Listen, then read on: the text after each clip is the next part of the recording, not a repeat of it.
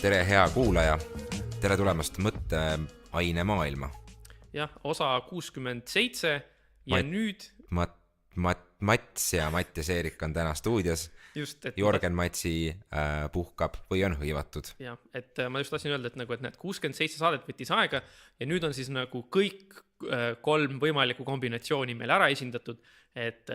alguses oli Mattias pikalt üksi Jorgeniga. Jah, ja siis ma olen isegi teinud mitu saadet üksinda. Just. Kunagi vist sügisel oli see äkki. Ja siis nüüd oli see, et vahepeal me tegime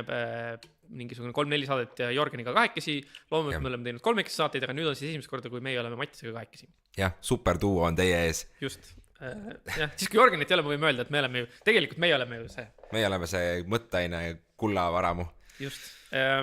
Tervitused siinkohal Jorgenile, kes kuulab ja praegu sõrmi kragistab. Just, kes tahab kirjutada vihaseid kommentaare meile. Nii, mina tahaks minna tagasi eelmise nädala saate lõpu juurde. Nii. Sest et seal oli sükene moment, kus ma tegin ühe niisuguse kommentaari.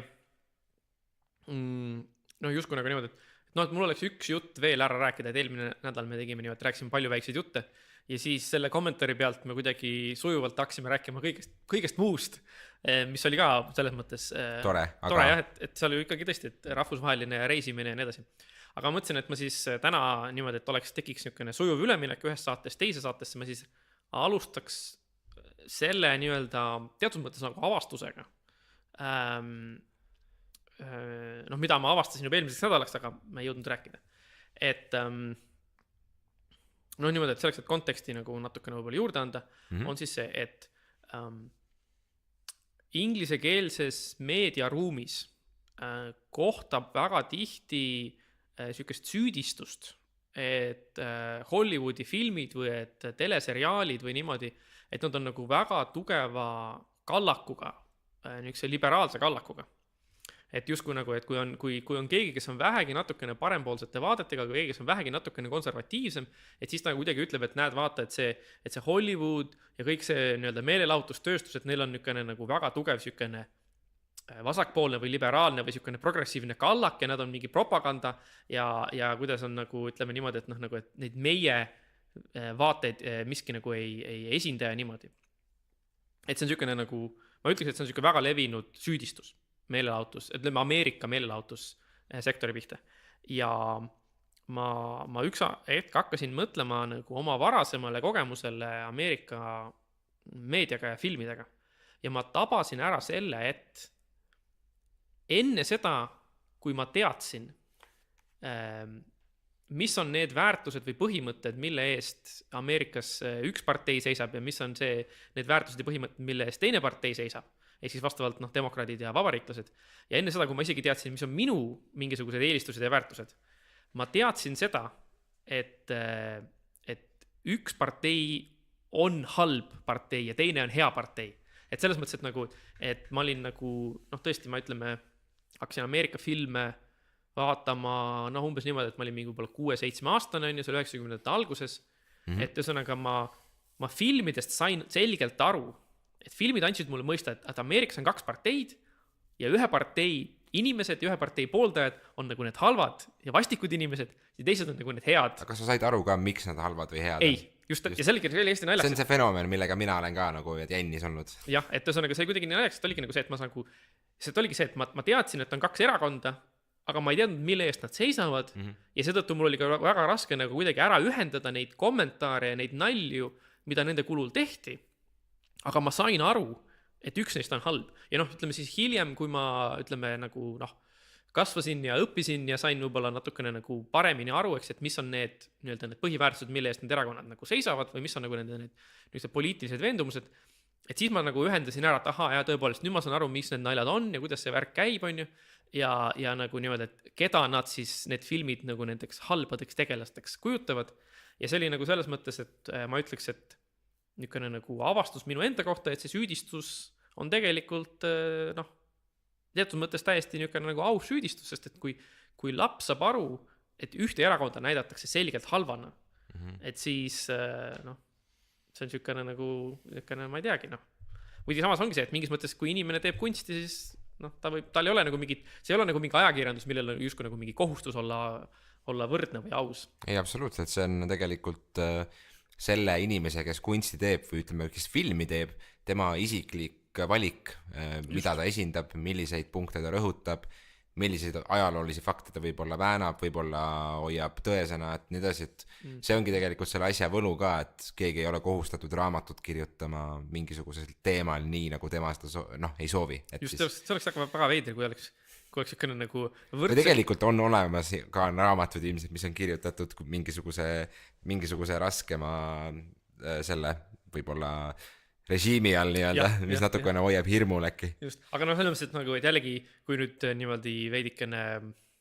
ma ei tea, fantaseerimine on halb sõnast, fantaseerimine viitaks nagu sellele, et see miski, mida me tahame, aga niimoodi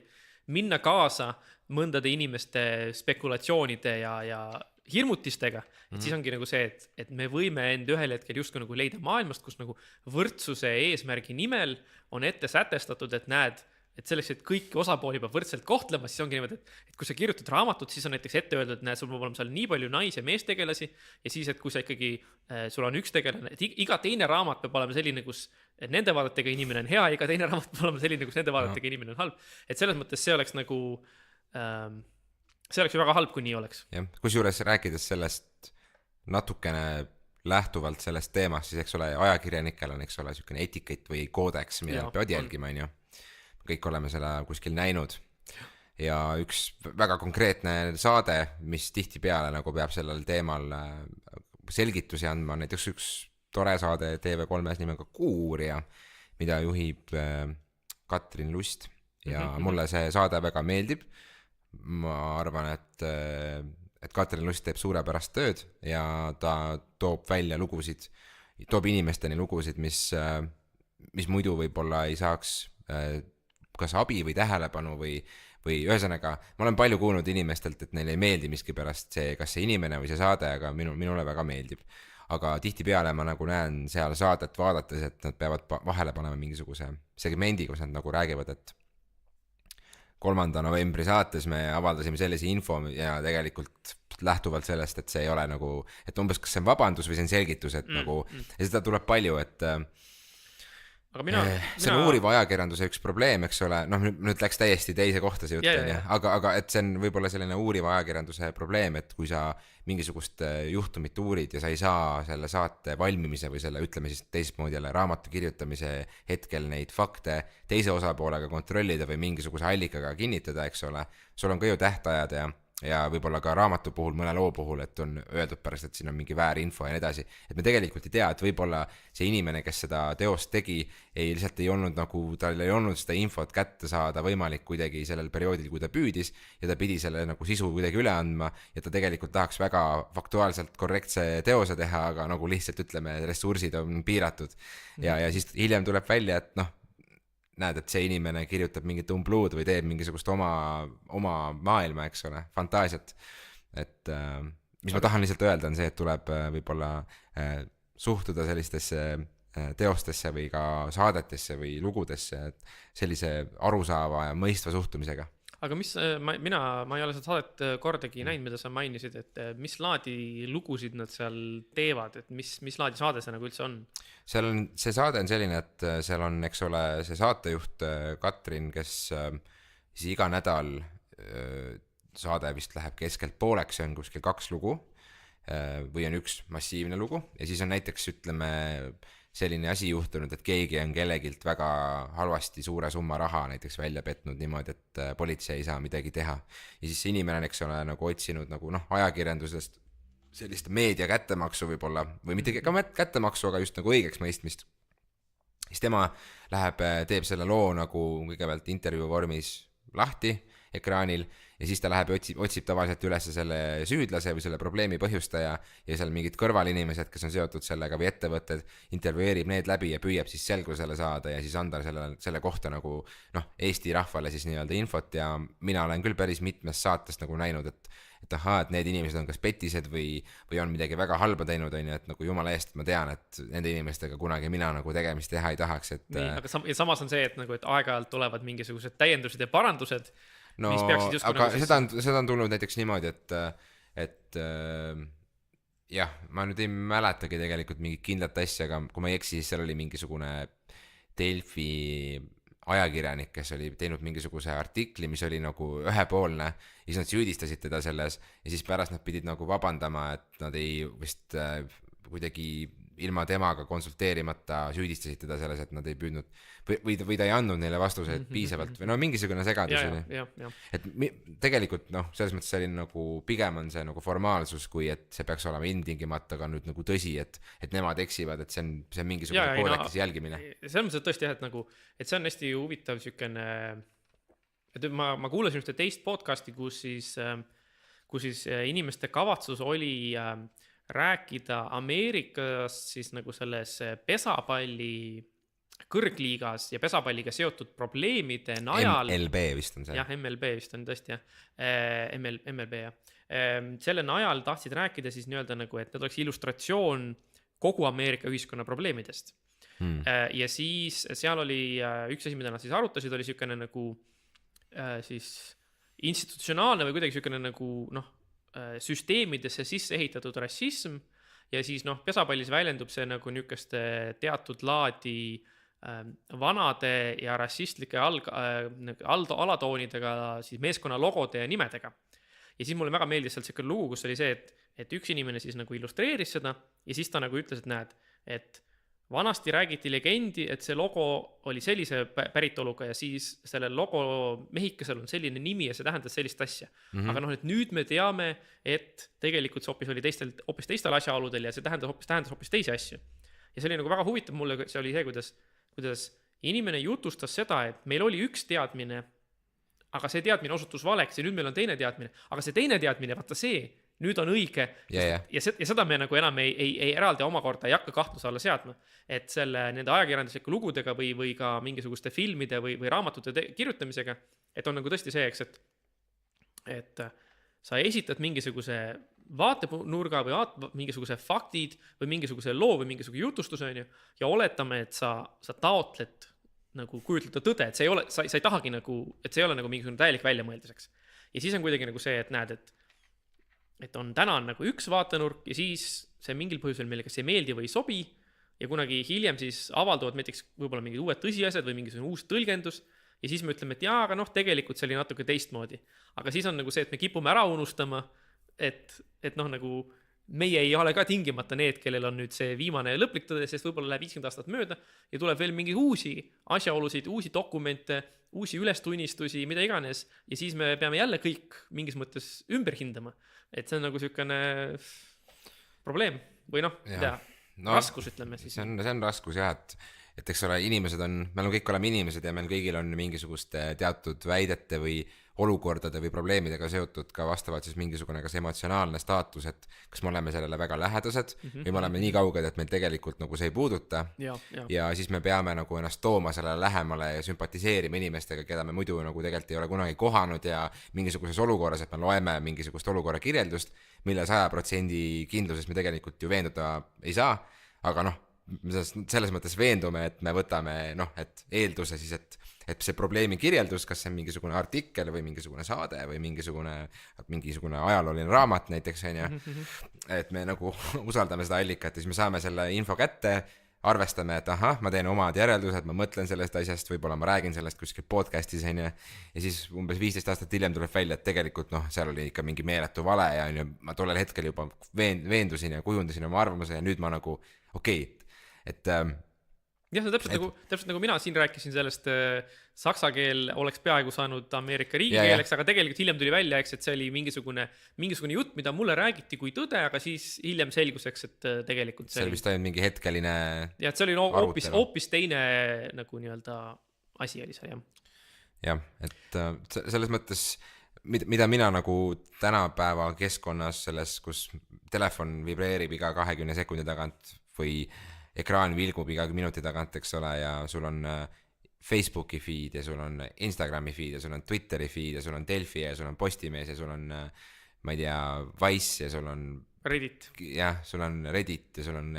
sul on Gmail ja sul on erinevad uudiskirjad ja sul on erinevad pakkumised ja nagu sa lähed täiesti hulluks sellest informatsioonist, mis sulle nagu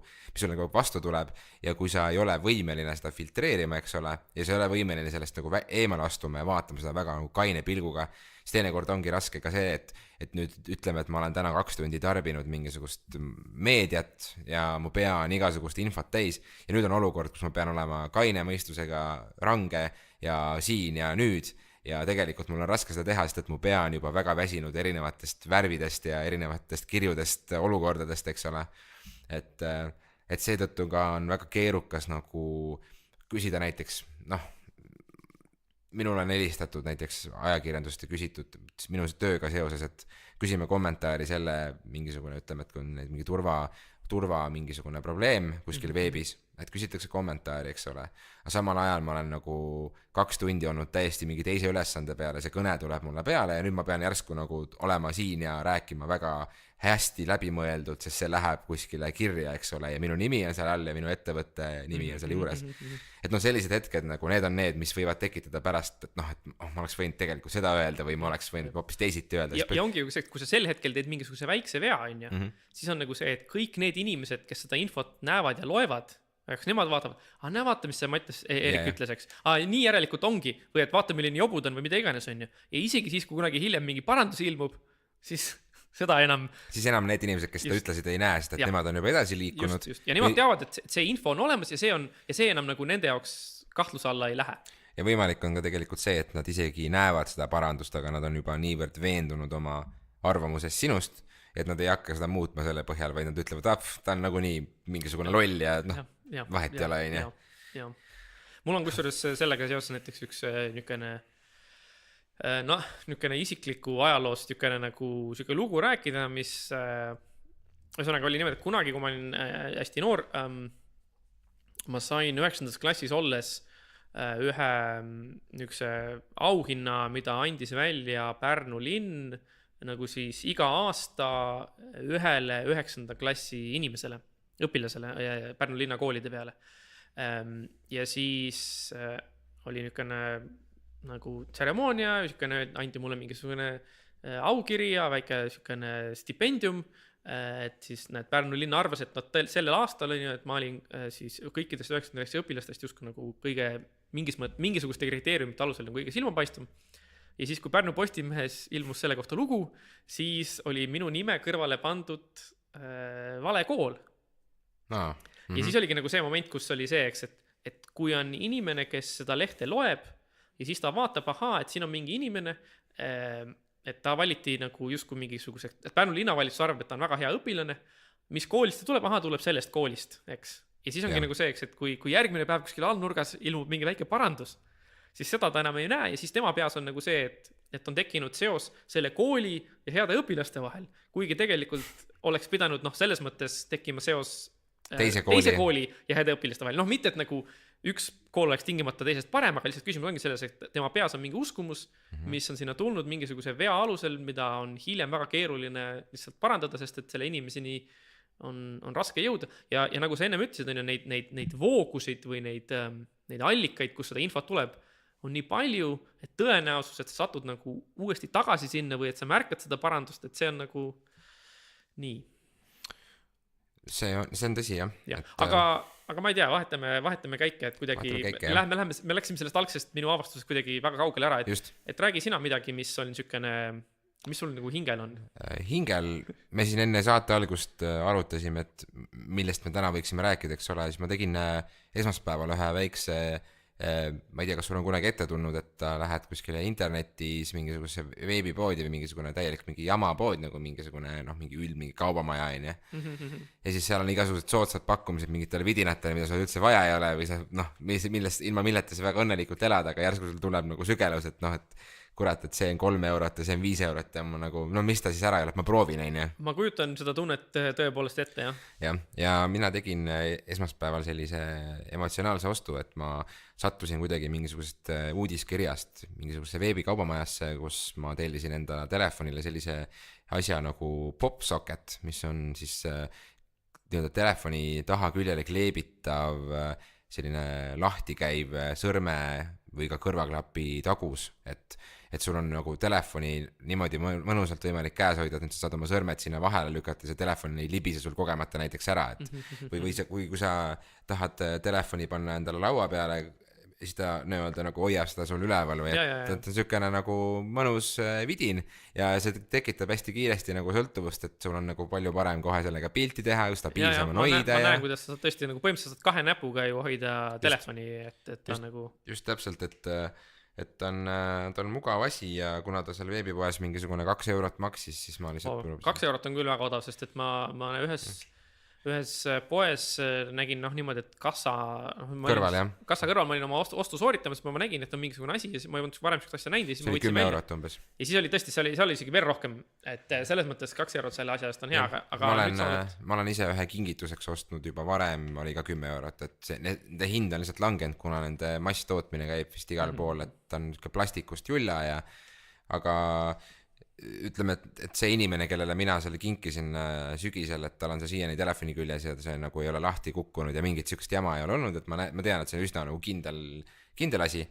Ainult välimus kulub, eks ole, taskus ja ma ei tea, tolmu ja pinnaga hõõrgus. Aga just tasku asja ma hakkasingi mõtlema, et ta ikkagi nagu mingis mõttes teeb telefoni nagu ju suuremaks. Pinna suuremaks, jah. Teeb suuremaks, et tekib siin niisugune väike kühmu moodi asi, eks, et kuidas see nagu on, et taskusse panemisel, taskust võtmisel ja niimoodi. Ma ei tea, kuna ta tegelikult väike kühm on, aga sa saad selle nagu nii-öelda kokku suruda päris pisikeseks, et siis ta niivõrd ei häiri, et ta on see võrdlemisi libeda pinnaga ka, et ta ei ole niisugune nagu kare või mingisugune ebameeldiv, et ei, sellega väikene nagu muhk on, aga sellega harjub ära, ma arvan, 1 päevaga, et see okay. Ja aga kas sa ütleks, et sa oled saanud nagu 2 euro eest väärtust juurde oma ellu? Jah, olen. Ja teine asi, mis ma sealt kaubamajast ostsin, oli telefoni kaamera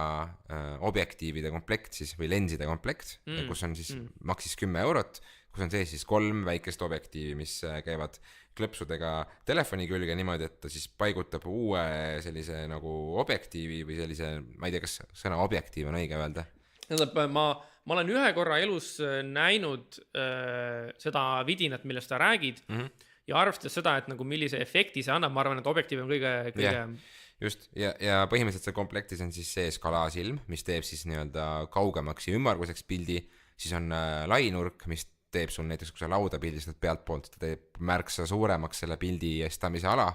ja siis on makro, mis teeb hästi lähedalt, hästi detailselt, et ma ütleks, et mina, kes ma kasutan oma telefoni igapäevaselt piltide tegemiseks, kui ma umbes tänaval kõnnin ja mingi jään seisma ja vaatan mingisugust vahetänavat, kitsastänavat või mingit maja nurka ja ma teen mingi pildi, eks ole, et iseasi, kes seda kasutan kuskil, ma pildistan selle hetke ja liigun edasi ja siis ma õhtul umbes vaatan seda pilti ja mõtlen, et mis ma sellega teen. Et mina ütleks, et see komplekt on mulle väga mõnus mänguasi, et ta on pisikene, mahub mul jaki taskusse ja ma saan neid sealt vajadusel haarata ja kasutada, kui mul on mingi minut aega, et mingit pilti teha. Ma kujutan ette, et nagu mingisuguste niisuguste, ütleme niisuguste, kui sul on nagu väikses ruumis palju inimesi, et siis sellises situatsioonis on see kindlasti nagu väga hea, et kui sa saad nagu nii-öelda seda objektiivi nagu nägemisulatust natukene laiendada, et siis sa saad nagu mahub korraga rohkem peale, et see kindlasti on nagu... Jah, täpselt nii ongi, et see on selline, ma ütleks väikse summa eest niisugune võrdlemisi tore lisavidin, mida ei ole üldse vaja, aga mis on tore. Ja, just. Aga nii on ju paljude asjadega selles mõttes, et nagu, et see on ju see, kuidas, et et kas sul on käekella vaja selleks, et aega teada, et tegelikult ei ole, et sul on telefoni peale, arvuti peale, seina peale ja igal pool on. Just, et see on, kuidas öelda siis, et kui me tahaksime olla hästi nagu niisugused küünilised, siis me ütleksime, et näed, et see on kapitalismi viis pakkuda meile nii-öelda väikseid rõõmuhetki, et me taltsalt töötaks edasi, aga teisest küljest võib öelda nagu vaataka optimistlikumalt, et see on nagu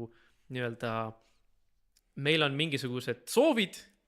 ja maailm lihtsalt nagu täidab neid ja teeb nende nii-öelda rahuldamise väga lihtsaks ja kergeks, sest et sul on ju see, et tahaks midagi uut ja põnevat, siin on miski, mis on uus ja põnev, aga ka ilgelt odav ja ilgelt kättesaadav ja sinu elu ongi kohe hoobilt lihtsalt parem, ilma et sa oleks pidanud nagu palju vaeva nägema või suurt kulutust tegema. Minul on jagada üks niisugune väga vahva lugu, või mis vahva lugu, tähendab niisugune lugu, mida kui ma kuulsin, siis ma olin niimoodi, et oled sa kindel, et see nii on, ja siis kui ma guugeldasin selle kohta midagi, siis ma leidsin ühe veebilehe, mis nagu seda lugu kajastas, aga kuna see oli mingi minu jaoks võõras väljaanne, siis ma kahtlustasin, et äkki see on mingi väljamõeldud lugu, siis ma pidin otsima nii kaua, kuni ma leidsin mõne sellise uudiseallika, mille kohta ma tean, et see on päris uudiseallikas, et nad nagu täiesti väljamõeldud asju nagu ei trüki. Ja põhimõtteliselt oli siis lugu selline, et Prantsusmaal leidis aset mingil hetkel, nüüd ma ei tea täpselt, millal mingi lähiaega tagasi, ühesõnaga oli üks terrorirünnak ja selle käigus üks inimene, kes siis sai surma, oli üks inimene, kes töötas lihunikuna. Nii.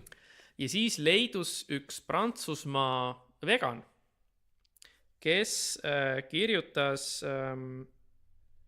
ühes ma kardan juba, et ma aiman ära, mis seal taga on. Ühes sõnavõtus siis nagu ühesõnaga ütles, eks, et nii, ma vaatan, kas ma leian, nii.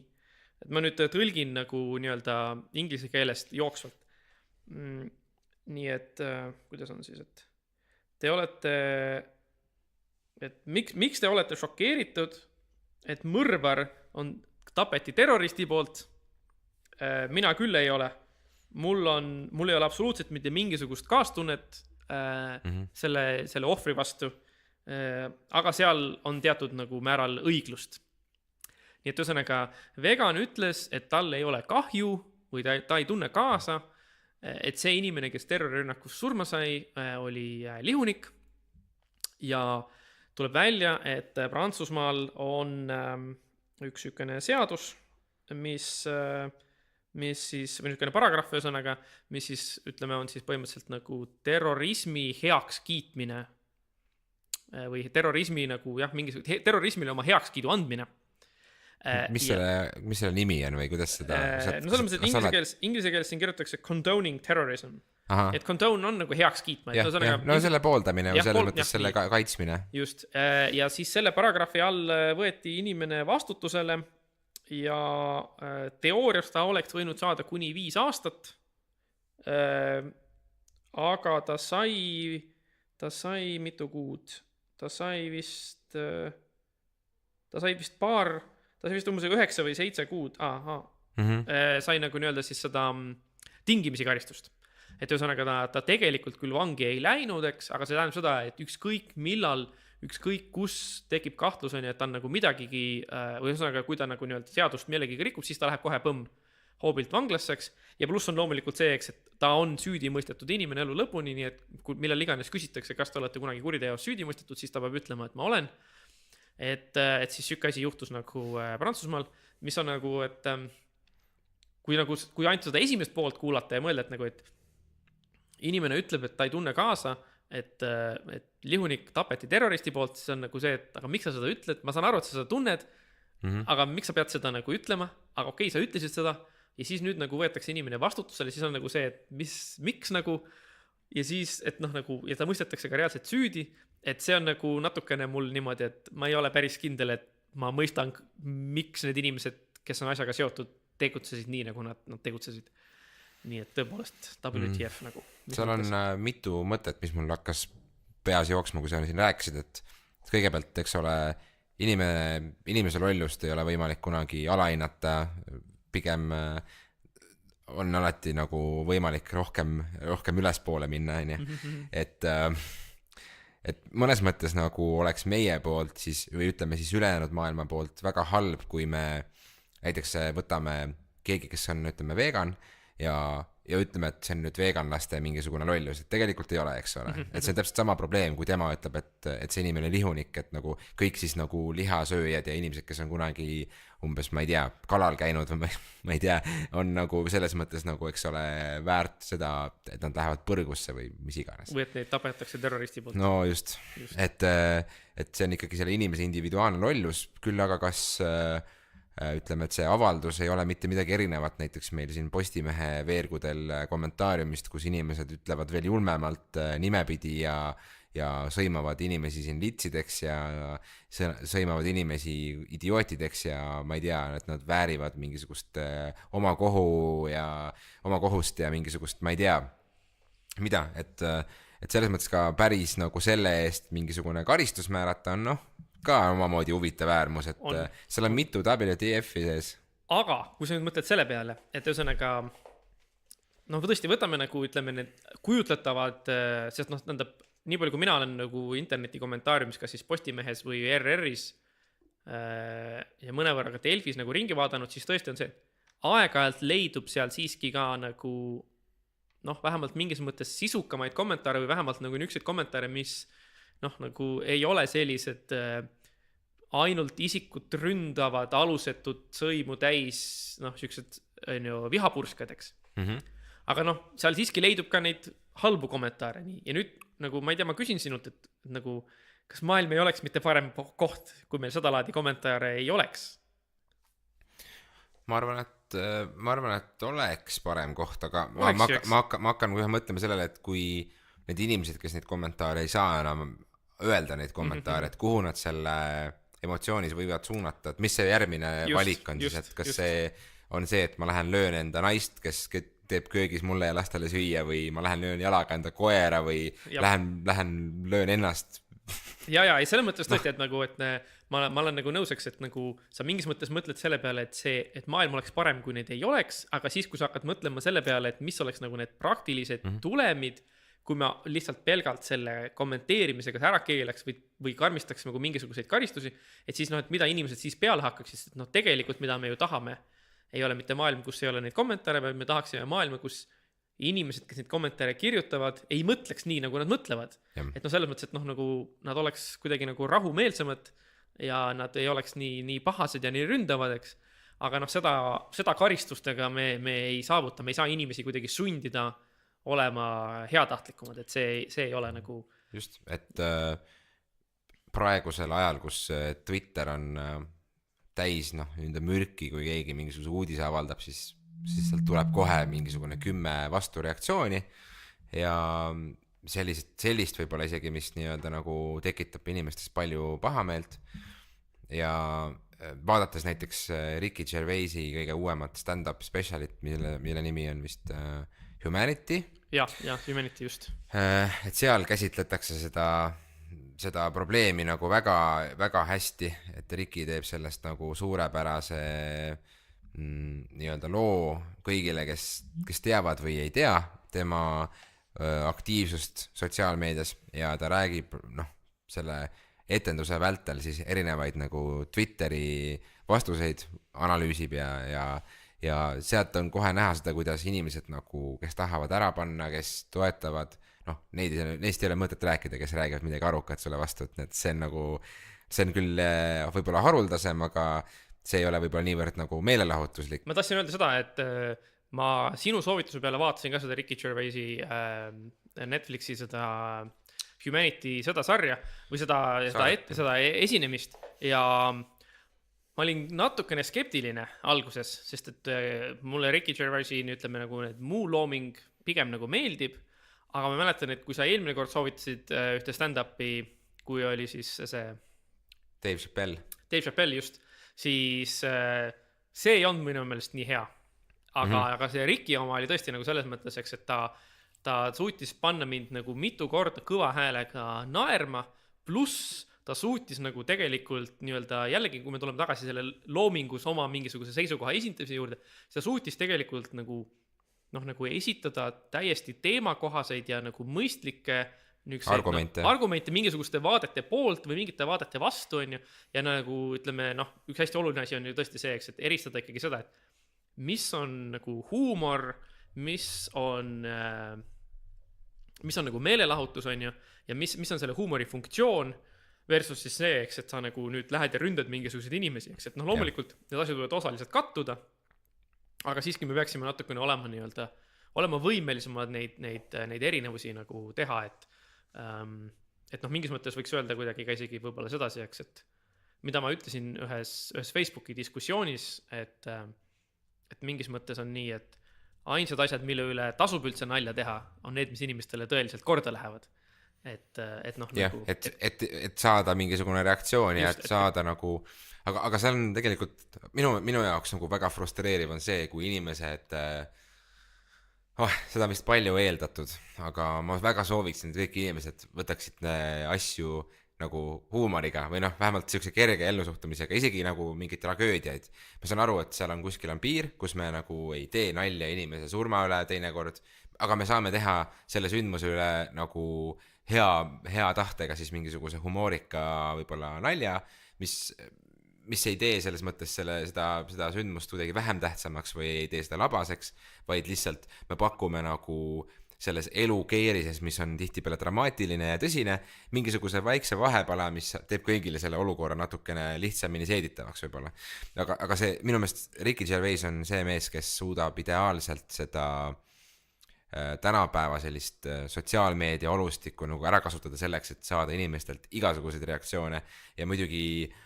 kuna tal on miljonid võib-olla jälgijad, siis on seda ka lihtsam saada, et sa teed mingisuguse väikse provokatiivse avalduse ja siis tuleb sul nagu mingisugune mitusada vastust on ja sealt sa saad valida kohe endale materjali ja naerda õhtul otsa on ja mõnikord mina unistan, et mul oleks nii palju jälgijaid, et ma panen üles mingisuguse väikse mõtte ja siis ma saan nii palju erinevaid vastuseid, et ma saan terve õhtu ära sisustada sellega, et ma saan vastata, lugeda, mõelda, häid soovitusi, et ütlen, et ma ei tea, soovitage mulle mingi head film on ja ma saan kohe mingisugune, ma ei tea, mida on ja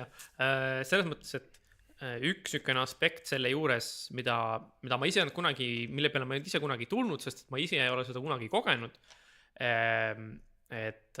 ma kuulasin ühte podcasti, mille teemaks oli see, et üks inimene tegi Twitterisse postituse sellest, kuidas tema kontoris ühel tema kolleegil varastati tema lõuna külmkapist ära ja hiljem turvakaamerate pealt vaadates selgus, et see oli üks tema teine kolleeg, kes siis läks, võttis külmkapist selle lõuna, viskas prügikasti ja siis veel viskas sinna prügi peale, et seda ära varjata. Ja siis ta nagu nii-öelda siis see kõrvaltvaatav inimene, kes töötab ühtlasi koomikuna, siis nii-öelda Twitteris raporteeris neid sündmusi ja see kuidagi sai väga populaarseks, väga levinuks ja siis ta ütles, et põhimõtteliselt oli niimoodi, et kui ta ühel hetkel midagi kirjutas Twitterisse, siis järgmised 10-15 minutit ta ei saanud oma telefoni kasutada. Sest et see nende teavituste hulk ja need sisse tulevate sõnumite hulk oli niivõrd tohutu, et sõna otseses mõttes tal ei olnud võimalik oma telefoni kasutada, sest telefon oli nagu, tähendab ei suutnud ära hallata kõike seda sisse tulevat seda ja ta oli tõesti, ta oli nagu mures, et kuidas ma selle asja kinni panen, kuidas ma panen niimoodi, et mul ei tuleks neid teavitusi. Ja selles mõttes ma ütleks, et ole ettevaatlik, mida sa soovid, võib-olla sa postitad midagi ja see, kui see osutub liiga populaarseks, siis on lihtsalt see, et nagu see telefon ei ole nagu kasutatav enam. Vähemalt selle nii-öelda esialgse perioodi, kui see on nagu niisugune. Ja mida rohkem inimesi midagi jagab, seda suuremaks potentsiaalselt see võrgustik laieneveks ja siis, kui sa saad seal... Kui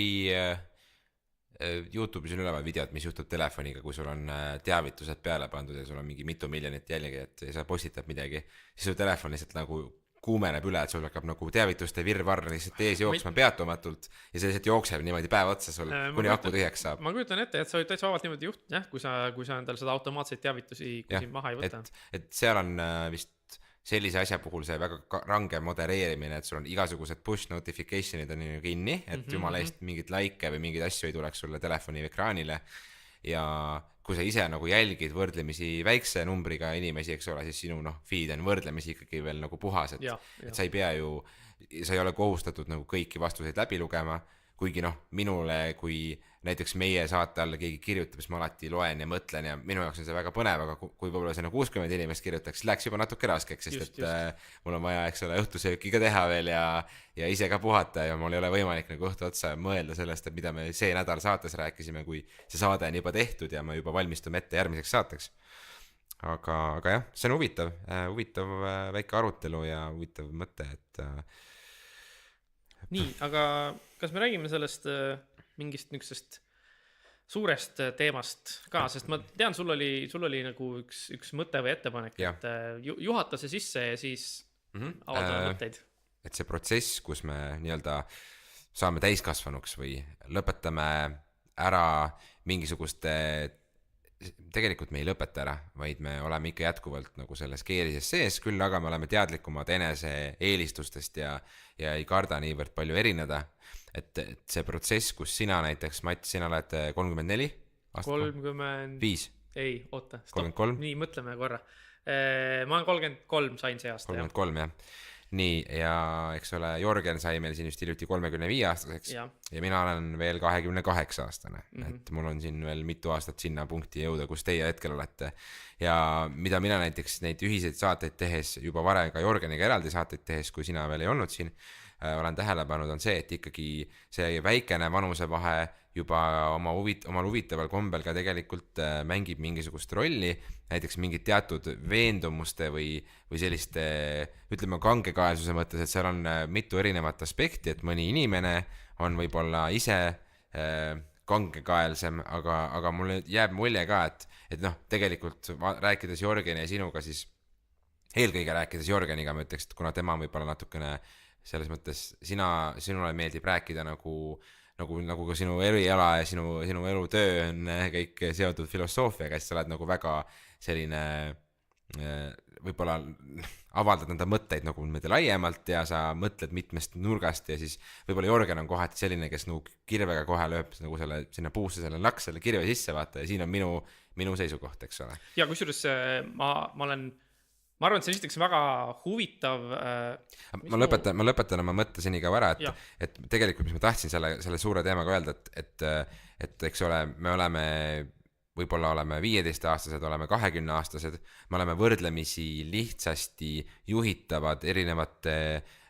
ma ei tea, meediaväljaannete poolt, erinevate tuttavate poolt, pereliikmete poolt, aga mingi hetk meil saab küll ja meil aitab ja nüüd mul on see, et mulle meeldib tegelikult hoopiski seda või seda teha ja see on minu lemmiktegevus ja ausalt öeldes mina ei taha, et minu ema ütleb, et mida ma peaksin õppima või kus ma peaksin töötama ja ma ei taha, et mina teeksin seda sama asja, mida mu naabripoiss tegi,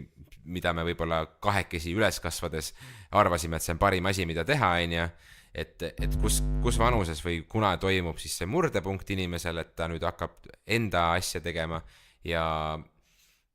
ka toimub selles mõttes selline argumenteerimise osas ja mõistvimise osas nagu see murdepunkt, kus sa näed teiste inimeste sündmusi, ei ole mitte kade, vaid sul on hea meel, et sa näed positiivseid asju ja võtad teiste inimeste õppetundidest ka mingisuguseid killukesi endale selle asemel, et süüdistada, et näidata näpuga ja et öelda võib-olla halvasti. Et mis sina arvad, Mats, kuna sinul toimus selline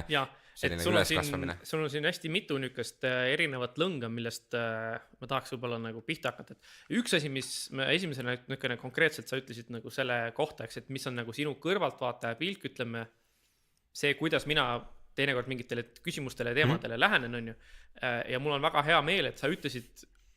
seda, mida sa ütlesid, sellepärast, et see on mingis mõttes see, mida ma ka püüan ise teha. Ja siin on mitu põhjust sellele.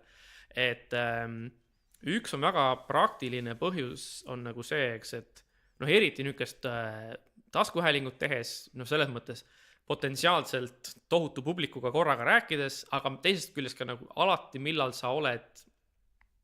nii-öelda nagu avalikus kohas või sa oled mingisuguses nükses sõpradega või mingite tuttavatega või mingisuguses situatsioonis, kus sa nagu nii-öelda sa diskuteerid või arutled või räägid ja kus on nagu see, et kui sa midagi ütled, siis on nagu see, et siin mingis mõttes nagu nii-öelda siis sult nagu nõutakse seda, et sa oma vaadete eest seisaksid, sult nõutakse seda, et sa oma vaateid kaitseksid, sult nõutakse mingis mõttes, sult nõutakse teatud vastutus selle eest, mida sa ütled, eks. Ja sellistes situatsioonides on lihtsalt see, et see on puhtalt nagu minu jaoks praktilistel kaalutlustel on lihtsam ja mugavam ja kergem mitte võtta ühte konkreetset kindlat seisukohta. Sest selle tõttu, et siis ei saa nagu, sest muidu on nagu see, et kui ma ütlen siin saates näiteks, et näed, et mina arvan, et nii on õige ja nii on hea, et siis on nagu see, et millal iganes, kus iganes keegi saab tulla ja näidata mulle, mängida seda klippi, et näe, Mats, sa ütlesid seda, et nüüd nagu põhjenda seda või et kas sa oled seda asja kaalunud, on ju. Ja mingis mõttes ma nagu teen oma elu lihtsamaks sellega, kui ma ei võta nagu seda ühte seisukohta. Ja selles mõttes siis nagu, ja see mingis mõttes nagu nõuab minult seda, et ma nagu mingis mõttes siis nagu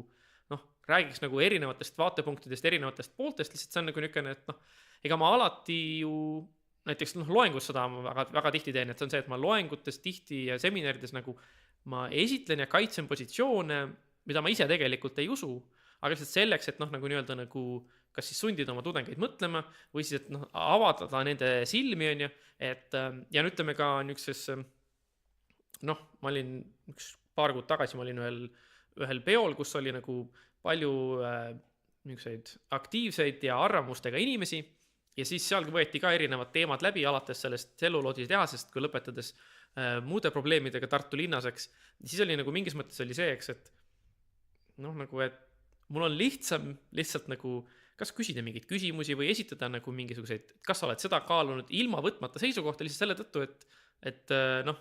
siis sa ei pea nagu, kui sa ei seo ennast mingi seisukohaga, siis sa ei pea seda nagu ka kaitsma ja kuidagi noh, nii-öelda nagu selle eest seisma. Et see on lihtsalt nagu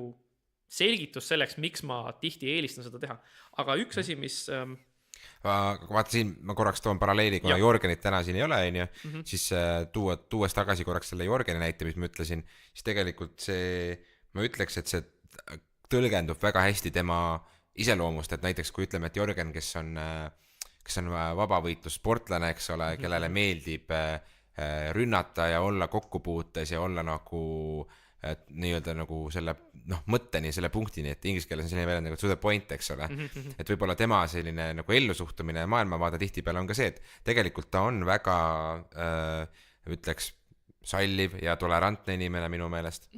aga samas ta mõnikord ka väljendab enda mõtteid ja selliseid punkte väga konkreetselt, väga tema nurga alt ja tema meelest ongi nii, eks ole. Ja see ka tegelikult, noh, nagu sina, kes sa oled õppinud, võib-olla läbi mõtlema teiste inimeste mõtteid ja seisukohti ka rohkem, võib-olla oled kujundanud enda maailma nii-öelda käsitlemise viisi ka siis sedasi, et mina samamoodi ma olen küll Tartu Ülikoolis teoloogiat õppinud, eks ole, aga noh, näiteks üks asi, et sa ütlesid enne, et noh, et sa esindad teiste inimeste mõtteid, mida sina ise otseselt ei esinda enda isiklikust vaatest, on ju, et noh, tihtipeale mina ka teoloogias lugesin ja õppisin ja rääkisin asjadest, mis olid mingisuguse temaatikaga seotud, aga mis tegelikult absoluutselt ei esinda minu isiklikke vaateid. Just. Samamoodi ma kirjutan muusikat palju ja kuna ma teen bändi, ma jagan nagu positsiooni veel 4 inimesega, siis need inimesed, kes kirjutavad peale minu veel näiteks laulusõnu, tihtipeale see probleem, kui keegi küsib, et no millest see laul siis räägib, siis ma võin öelda, noh, et millest see laul räägib, on ju, aga ma tahaks kohe öelda, et nagu see ei ole minu nagu isiklik mingisugune probleemi käsitlus, et seda ei tohi võtta nii, et kui mina laulan, et siis sa eeldad seda, et mina nagu räägin sulle kõrva sisse, nagu mida mina millestki arvan, on ju. Ja, just. Et noh, seal on neid nüüd erinevaid tasemeid, aga jah, et kuigi, noh, tähendab, ma peaks ütlema, et kui me just räägime siin nüüd, kui me nagu tuleme selle nii-öelda algse probleemi püstituse juurde tagasi, mis oli nii-öelda mingis mõttes nagu niisugune kasvamine või nagu, noh, võime ka öelda, mingis mõttes niisugune täiskasvanuks saamine või arenemine, et siis niisugune nagu avatus teistele perspektiividele või nii-öelda ka siis niisugune nagu, noh, nagu siiras püüd mõista seda teist inimest või mõista neid vastaspooli või noh, nagu siis neid erinevaid seisukohti. Et ma ikkagi ütleks, et see on nagu see on nagu pigem mul niisugune uus omadus mulle, et noh, teismelisena ja isegi võib-olla ülikooli esimestel aastatel see ei olnud niisugune, see on niisugune asi või niisugune omadus, mida mul või oskus, mida mul nagu siis oli. Et ma olin nooremana, ma olin palju rohkem sedasi ikkagi, et noh, nagu, et ma tean, mis on hea ja õige ja nii on ja seda teeme ja kõik, kes nii ei arva, kas siis eksivad. Et selles mõttes, et ma olin nagu palju rohkem enesekindlam selles, et mul on nagu välja mõeldud, ma tean, mis on, et ma olen, ütleme, nagu alles võib-olla viimase 5 aasta jooksul või nii hakanud nagu rohkem nagu liikuma selle poole, eks, et noh, nagu nii-öelda kutsuma seda, et noh, nagu, aga räägi mulle, miks sina arvad või et ütle mulle, miks mina eksin või noh, nagu selles mõttes, et noh, kutsuda nagu rohkem seda niisugust diskussiooni osa esile. Ja sellega seonduvalt ma arvan, et nagu üks niisugune asi, sest noh, kui sa selle teema üles püstitasid, siis ma hakkasin nagu mõtlema tõepoolest, et mis on nagu mõned niisugused, noh, ma ei tea, niisugused veendumused või oskused või omadused, mida ma saan öelda, et näed, et ma olen neid kuidagi nagu kasvamise käigus saanud, et siis üks selline asi on kindlasti niisugune nagu siis võime või ütleme siis noh, selline suhtumine, et kui sa tead, et sa oled eksinud, siis tunnistada seda, et teisel inimesel oli õigus. Et noh, loomulikult on see, eks, et ütleme, et on mingisugune küsimus, milles meie kaks ei ole ühel nõul. Ja me vaidleme ja me esitame oma seisukohad ja me ütleme, et näed, mina ütlen, et A ja sina ütled, et B. Ja siis noh, hiljem ma ei tea, mis iganes siis, kas päriselu kogemus ütleb meile või me vaatame raamatust järgi või mida iganes on ju. Ja siis selgub, et sinul oli õigus. Et siis ma arvan, et noh, nagu tegelikult on alguses päris raske nagu hiljem seda tunnistada ja seda ka nagu tunnistada näiteks nagu kolmandatele isikutele, et siis näiteks kui nüüd järgmisel saatel lindistame koos Jörgeniga, siis me ütleme, et näed, ma ütlen Jörgenile, et näeme Mattiasega eelmine saade vaidlesime, et kas A või B on ju, ja mina ütlesin A ja Mattias ütles, et B ja näe, hiljem selgus, et Mattiasel on õigus. Et noh, nagu see tegelikult alguses ei olnud väga lihtne teha, aga nagu ma olen nagu püüdnud seda teha, et siis ongi nagu ikkagi see, et nagu tunnistada seda, kui teistel on õigus ja tunnistada seda, kui sa eksid, eks. Aga noh, loomulikult selles momendis, kus sa arvad, et sul on õigus, sa peaksid ikkagi mingis mõttes noh, nagu püüdma endale kindlaks jääda, aga siis, kui sul nii-öelda antakse uusi asitõendeid, siis ma arvan, et see sama konkreetne näide läheb võib-olla sinna kohta välja, et milline on sinu kodune kasvatus, kui sa oled päris väikene poiss või väikene tüdruk, kui keegi kuulab, et kui sa oled mänguväljakul näiteks, oled paariaastane, eks ole, ja teil on mingisugune sõgelemine mingisuguse, ma ei tea, liivalossi või mänguasja pärast, on ju, et kellel on ägedamad tossud või uhkem, ma ei tea, mingi mänguauto ja kui sa umbes oled üleolev ja kui sa oled,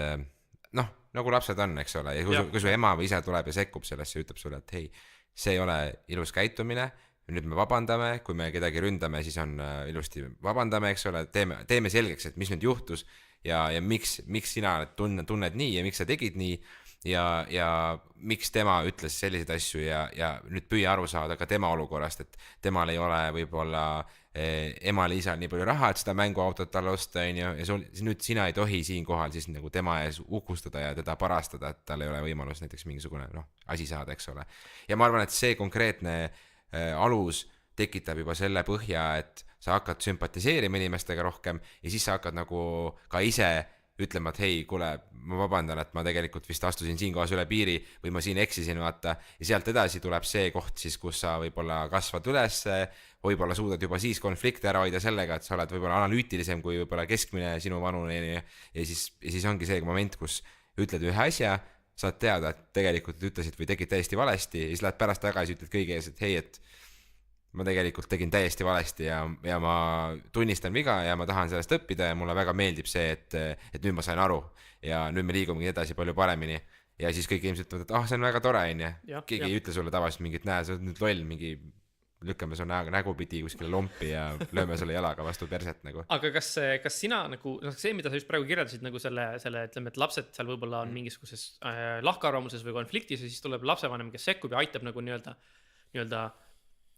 juhendab lapsi sellest, kuidas võib-olla käituda ja lahendada seda küsimust. Et kas see näiteks miski, mida sina mäletad, et sulle tehti, kui sina olid väike? Ei mäleta ja minu põhjus on see, et ma kasvasin üles sellises kodus, kus ma olin nagu vabakasvatusel ja tihtipeale üksinda, ma olin peres ainukene laps. Minu ema oli tööl, minu isa oli tööl ja olid siis nii-öelda need päevad ja õhtupoolikud, kus ma pärast kas lasteaeda või olin kas oma vanaemaga või olin sõpradega, eks ole, väljas. Aga mul ei olnud väga palju sellist helikopteri tund minuga õue kaasa, kes nagu lendas mu pea kohal ja kui mingi värk juhtus, siis ta tuli maandus ja rääkis, mis nüüd juhtus, on ju. Ja ma arvan, et paljudel kuulajatel enamikel vist ei olnud, see käibki niimoodi, et sa käid üksinda väljas mängimas ja oledki teinekord üksinda kodus. Aga kui sul on ikkagi mingisugune vend ja õde, siis on sul nagu ikkagi rohkem vend ja õde pärast nagu söögilauas räägib, mis ta tegi ja siis tuleb, tuleb mingisugune diskussioon, et ema isa kuuleb, et sa lõid teda, et oi, vaata, kohe on teada, eks ole. Minul ei olnud niimoodi, sest ma võisin teha mingisuguse väljuse, tulen koju, ütlen, et kõik on hästi, ütleb mingisugust infot, mida ma tahan nagu oma vanematele anda, mu vanemad on nagu, et väga tore, et sul nii läks, on ju. Et jah, aga kui koolis tuli pahandus, tehti päevikusse märkus, eks ole, siis sealt tuli see välja. Et mina õppisin seda, ma ütlen võrdlemisi hilja, et kuidas olla natukene rohkem nagu sõbralik teistega või et rohkem astuda tagasi enda mingitest piiridest ja tulla nagu noh, rohkem teiste juurde ja öelda, et okei, ma saan aru, et see on meie kollektiivne nagu olukord, kus me kollektiivselt võidame kõik sellest, et mina ei jonni ja teie saate ka oma osa, eks ole. Ja, sest et mingis mõttes ma mõtlen, et noh, siin võib olla muidugi ühest küljest võib olla see, eks, et inimese mälu on selline, nagu ta on, eks, ja kui me püüaksime nüüd meenutada seda, et milline oli elu täpselt siis, kui me olime 400 või 600 või 800, on ju, et siis noh, tähendab, see oleks väga keeruline meile, eks. Kusjuures see on periood minu elus, kuhu ma tihti nagu mälestustes rändan, et ma püüan miskipärast väga aktiivselt nagu krabada kinni mingitest, tundub, et tuhmuvatest mälestustest oma lapsepõlves, mis on nagu väga varajased ja umbes mingid hetked, kus ma vaiba peal mängin ja ma olen nagu reaalselt mingisugune koolieeline ja mingisugune käin lasteaias ja mingid hetked mul on nagu meeles need uduselt, aga mul on miskivõrst hirm, et nad kaovad ära ja siis ma käin nüüd külastamas tihti ja siis ma mõtlen, et huvitav, et mis veel sellel ajal, et mis värvi see maja oli seal kõrval või ma hakkan nagu looma seda maailma ja siis ma ilmselt ehitan selle nagu ja see on kahtlemata selles mõttes, et oleks Jörgen siin, siis ta kindlasti täpsustaks seda, et nagu ju kui sa piisavalt palju kordi mingit asja mäletad, et siis ühel hetkel, eriti kui sa seda ju kellelegi jutustad, eks, et siis ühel hetkel ongi ju nii, et sa enam ei mäleta seda asja ennast, vaid sa hakkad lihtsalt mäletama seda omaenda jutustust. Aga ühesõnaga, kuhu mina tahtsin jõuda, on nagu see, et ma ei taha siin kõigi ees öelda, et mul olid halvad vanemad, mida kindlasti mul ei olnud, mul on väga head vanemad, aga et ma ka ei mäleta, et mind oleks nagu niimoodi kuidagi noh, selles mõttes niimoodi nagu tuldud ja juhendatud, et nagu, et näed, et on lapsed kuskil mängivad ja vahetus läheduses on siis täiskasvanud, kes siis hoiavad silma peal ja siis kui lapsed nagu, noh, ühesõnaga neil tekib omavahel mingi konflikt või arusaamatus, siis tuleb lapsevanem ja siis kuidagi nagu püüab juhendada ja õpetada, et mina olin ka suhteliselt niimoodi vaba ja omapäi, eks, et esiteks aeg oli teine, et noh, Nõukogude Liidus kuidagi, ma ei tea, oli nagu kuidagi teistmoodi, eks, päris esimesed aastad. Ja no, teine asi, mis sellele kindlasti väga palju kaasa aitas, oli see, et see lasteaed, kus ma käisin, oli, noh, meie majast oli ta tõesti, noh, täna ma lähen vähem kui 5 minutiga. Ja ma ei pea ületama ühtegi nagu tõsise liiklusega tänavat, et selles mõttes, noh, see oli nagu, noh, see oli põhimõtteliselt, noh, justkui nagu kõrval majas läbi väikse pargi, et noh, selles mõttes see nagu lasteaeda minemine ja sealt tulemine oli nagu, noh, niivõrd lihtne oli seda üksi teha ja seetõttu oli vanematele nagu lihtne anda see kohustus nagu ainult minu enda kandeks ja siis sealt, noh, nagu ongi see, et see ümbruskond oli sükene ka sükene, noh, seal olid niisugused pargid ja niidud ja ojadeks, et oli väga palju sükest nagu omapäi kuskil teiste naabruskonna inimestega ja poistega nagu mängimist, et selles mõttes sükest, noh, nagu suunamist ja õpetamist oli selles mõttes nagu pigem vähem, aga noh, ma ei tea, kas see on siis nagu hea või halb, et noh, nagu siin ei olegi ühtset mingit reeglit või vastust, eks ole, et pigem on, ma arvan, sükene hea vahekord, kus sul on seda sellist omapäi ekslemist, suunatud kasvatamist,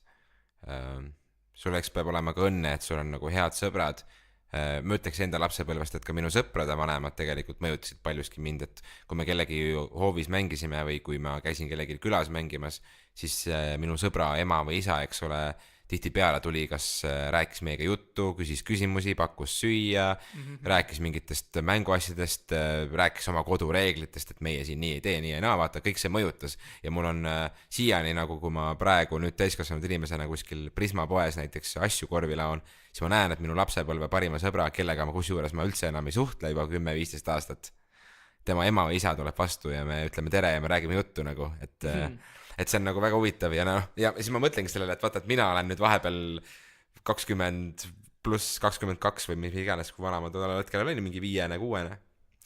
et vahepeal on nii palju aega mööda läinud, on ju, et nüüd on vaata huvitav, et meie dünaamika, minu suhtlus selle inimesega on absoluutselt teisel tasandil, teistel teemadel, mul on nüüd omad lapsed, et nagu, noh, mõtle, kui palju tegelikult on muutunud.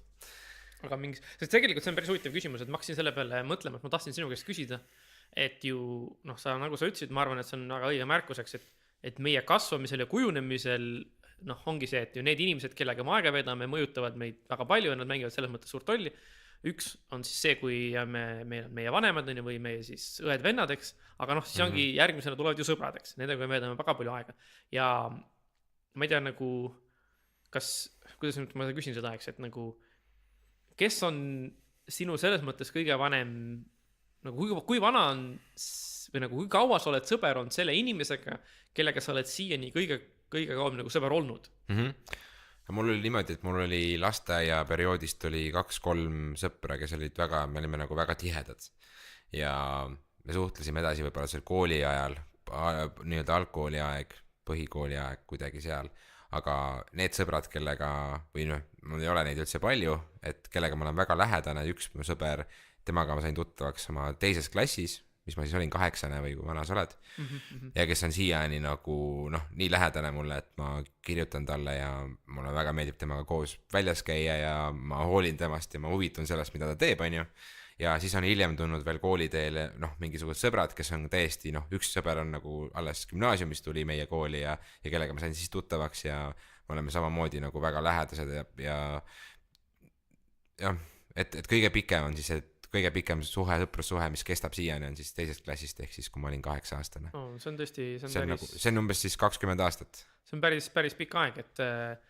kui ma ütlen praegu 20 aastat, siis mul endal peas praegu mingid raketid plahvatavad. Ja tõepoolest, et see oli nagu, et on ju abielusid, mis ei kestagi nii kaua, eks. Et ma hakkasin ise ka selle peale mõtlema, et tähendab, ma ei ole isegi kindel, et ma tunneks tänaval ära inimesed, kellega ma näiteks käisin koos lasteaias, kui nad peaks mulle vastu tulema, eks. Ja kui ma nüüd mõtlen algkooli peale, siis ütleme, et on mitmeid inimesi, kes on minu Facebooki kontaktid ja on mitmed inimesed, kellega ma nagu ütleme siis nagu hiljem oma elu jooksul, ütleme viimase 10 aasta jooksul või nii, on ju, et me oleme nagu suhelnud, aga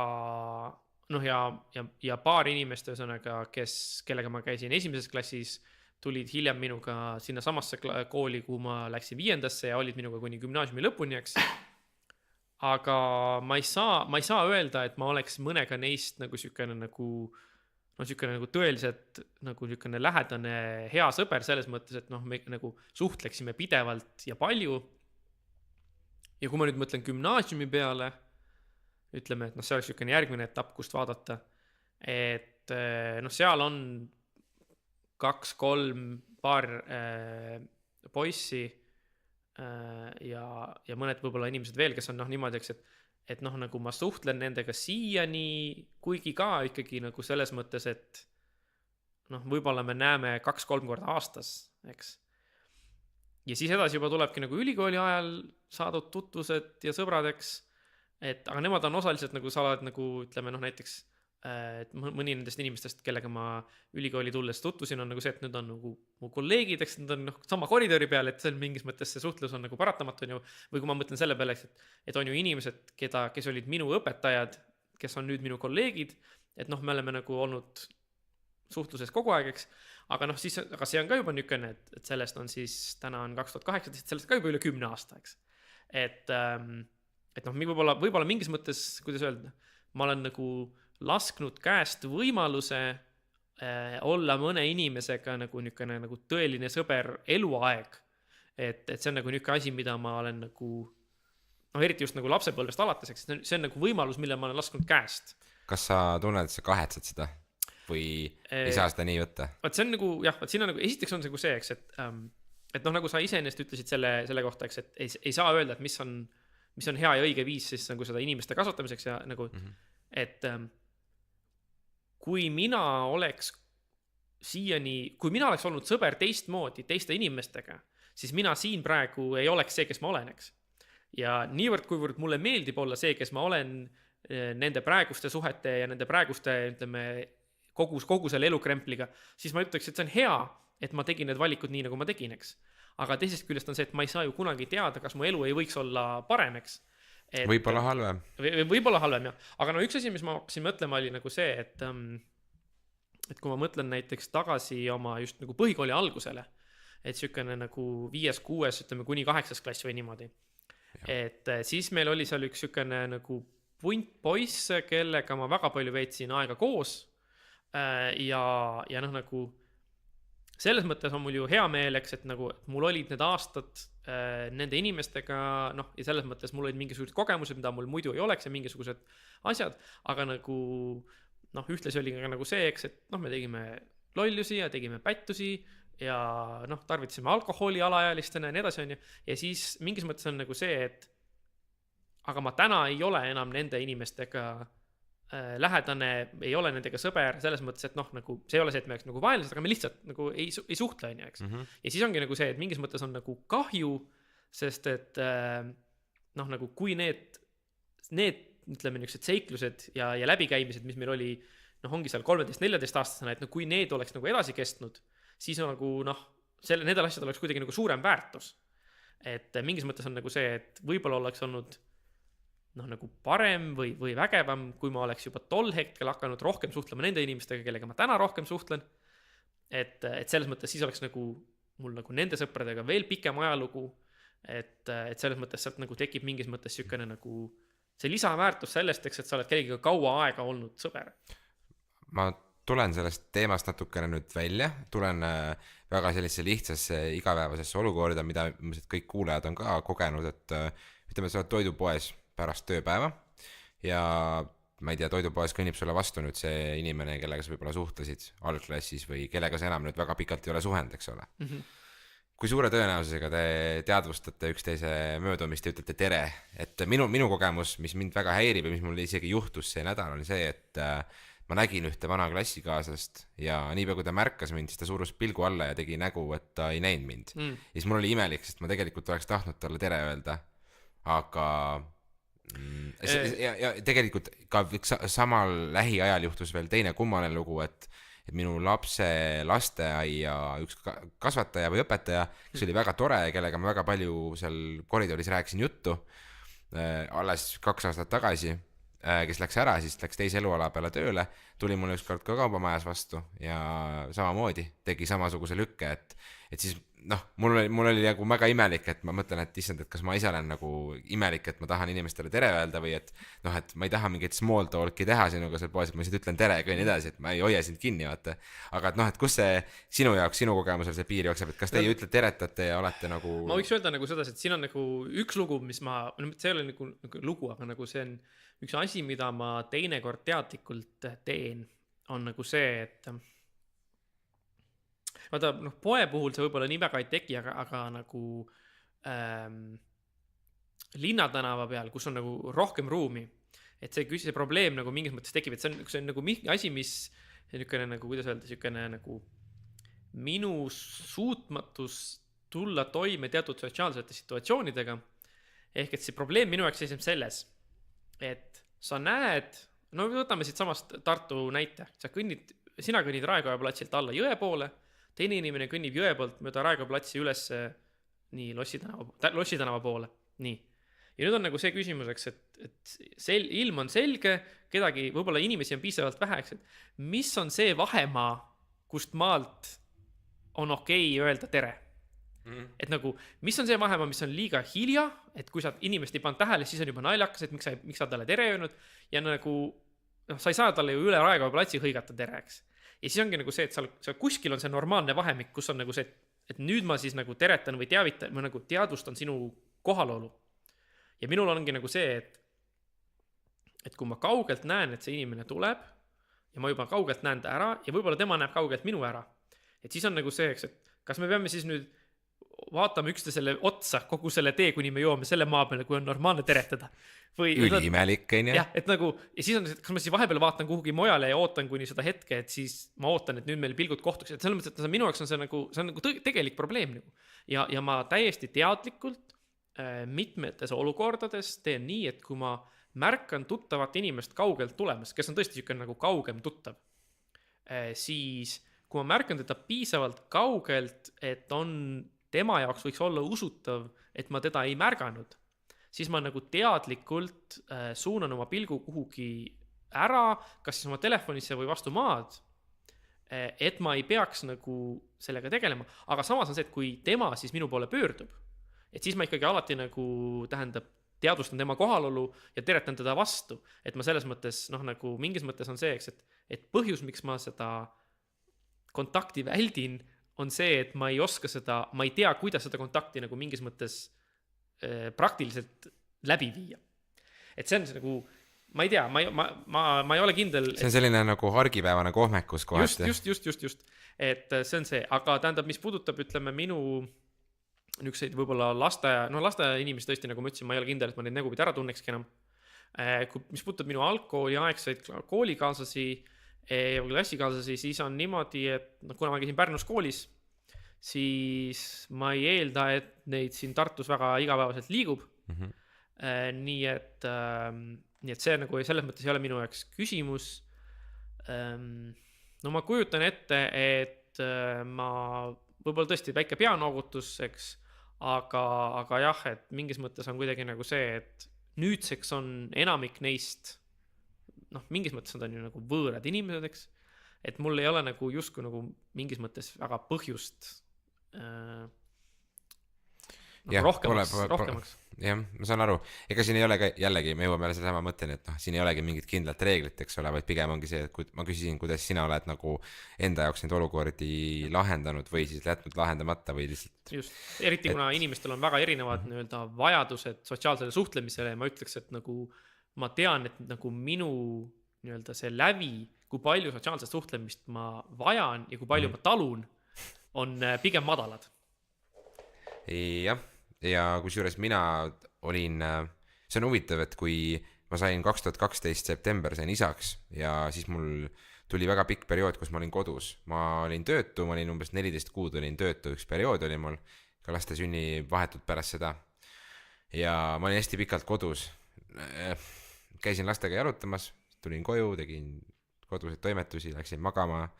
ja olin nagu sellisest nagu tööl käimise ja koolis käimise ja peol käimise ja baaris käimise, kõigest olin täiesti väljas ja enne seda ma olin väga aktiivne ja esinesin bändiga igas linnas ja käisime välismaal ja siis mul olid sõbrad, kellega ma käisin reede õhtul baaris ja laupäeva õhtul baaris ja võib-olla ka kolmapäeva õhtul on ja siis järsku oli selline elu muutus ja siis umbes mingisugune 2 aastat või 1,5 aastat siis ma olin selles eraklikus peidus elus ja kui ma sealt nagu välja tulin, siis ma ei julgenud enam tänavale minna, nagu ma ei julgenud õhtul välja minna, ma vaatasin kogu üle õla, et ma kartsin, et keegi ütleb mulle midagi või et ma olen nagu milleski süüdi järsku, et ma olen midagi valesti teinud. Et mul oli väga suur lihtsalt nagu ärevus, tagantjärgi ma olen aru saanud, et mul oli lihtsalt ärevus, ma mõtlesin ise selle maailma endale nagu välja selliseks ründavaks ja ma kogu mõtlesin, et ma tahaks juba koju tagasi saada, aga ma tegin meelega endale seda, et ma nagu õpiksin jälle suhtlema inimestega väljaspool kodu, ja siis ma sattusin siia voogu tööle, kus ma pidin hakkama nagu välismaalastega telefonis ja meilis suhtlema ja siis ma ütleks, et esimene aasta ma nagu lihvisin enda kirjutamisoskust ja sellist nagu ka psühholoogilist oskust inimestega erinevas olukorras, pingeolukorras vestelda ja nüüd 4 aastat hiljem ma tunnen, et ma olen saanud nagu, ma olen nüüd nagu kala vees, et ma saan võõraste inimestega avalikus, me teeme iga nädal saadet, eks ole, ma kirjutan mingeid artikleid, ma kommenteerin kuskil ja nüüd ma olen nagu järsku kogu aeg mingisugune, jutumärkides keegi, kes on kellegi ees nagu mingisugune, ma ei ole avaliku elu tegelane, aga siiski ma olen andnud teadlikult nõusoleku enda arvamust ja ennast avaldada igal pool. Isikliku elu, eks. Just. Ja selles mõttes see on. Et ongi see, et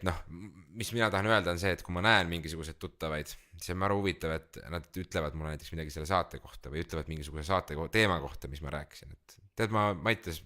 tuleb keegi ütleb, et tead, Maites, ma siin kuulasin, et ma mõtlesin selle asja üle, mis sa selle saates rääkisid, et ma teeks seda hoopis nii ja siis ma olen nagu, et mul on jumala äge meel, et sa nagu hea meel, et sa kuulasid seda ja ma olen väga nõus sinuga või ma ei ole nõus ja me saame mingisuguse asja üle rääkida, aga see ongi see, et minu jaoks ma olen tähele pannud need või mitte juhututtavad, aga sellised lapsepõlve tuttavad, kaugemad tuttavad, nendele tere ütlemine kaasneb tänu sellele, et ma olen väga palju elanud nagu sotsiaalmeedias igal pool väljapoole, annab nagu aluse võib-olla rohkem mind menetleda, sest et ma tihtipeale teiste inimeste, kes on nagu privaatsemad, nende toimetamist tea, ma võin küsida, et kus sa siis töötad ja oled ikka Tartus või need on sellised generaalsed küsimused, mida tegelikult keegi väga ei taha. Et see on see, et nagu et noh, mida ma seal räägin sulle, et ma töötan mingi kuskil kuradi, onju, siin ja seal ja võib-olla käin Pärnu vahet või käin Tallinna vahet, onju. Et see on niisugune nagu jälle see small talk nagu, aga samas mul on väga lihtne nagu pealinnata öelda, et kuule, tead Mattis, et sa ütlesid seal niimoodi ja nüüd on just. et see avab minu jaoks nagu mõnes mõttes nagu ka siukse äreva nagu põhjuse, miks mitte öelda tere, aga samas nagu ma püüan just sellele vastu tulla, et ma olen teadlikult andnud nagu näpu kuradile, et ma olen keegi, kes räägib ja avaldab midagi ja nüüd ma olengi avatud sellele, et keegi teine ütleb mulle midagi, kas ta on mu vana tuttav või võõras isegi või noh, nagu ma ka ühes artiklis kirjutasin, et mul on tulnud nagu toidupoes õhtul juurde üks inimene, kes ütles, et kuulab mõtteainet iga nädal ja talle väga meeldib ja siis me rääkisime juttu, aga noh, võib-olla mingisugune paar aastat tagasi mina oleks nagu ära surnud sellel hetkel selle kätte, et mingi võõras inimene tuleb, räägib minuga juttu. et ajad muutuvad ja see, kuidas ma seda suhtlemist nagu kogen ja ise nagu käsitlen ka muutub suuresti selle kogemusega, mida me siin tekitame, et mul on 2 küsimust. Esiteks, kas see inimene, kes sulle toidupoes juurde tuli ja ütles, et ta kuuleb mõtteainet, kas ta tundis sind ära näo järgi või hääle järgi? Ta ilmselt tundis ära mind näo järgi, sest et ma olin üksinda poes ja ma ei teinud häält. et mul olid isegi kõrvaklapid peas, et ta oli väga nagu selline ründav, noh, selles mõttes nagu invasive nii-öelda. Ta tuli minu kõrvale, koputas mul õlale, nagu ütles tere ja selles mõttes oli üliäge. Aga ma ei oleks kunagi osanud seda oodata, eks ole. Et ilmselt ta tundis mind pildi järgi ära. Tartu linn on ka väikene, ma olen tegelikult üsna veendunud, et samamoodi nagu kui mina tänaval kõnnin ja näen inimesi, ma tean, kes ta on ja mis ta teeb. Ma ei ole ta tuttav, ma ei ole temaga võib-olla kunagi ise nagu sõnu vahetanud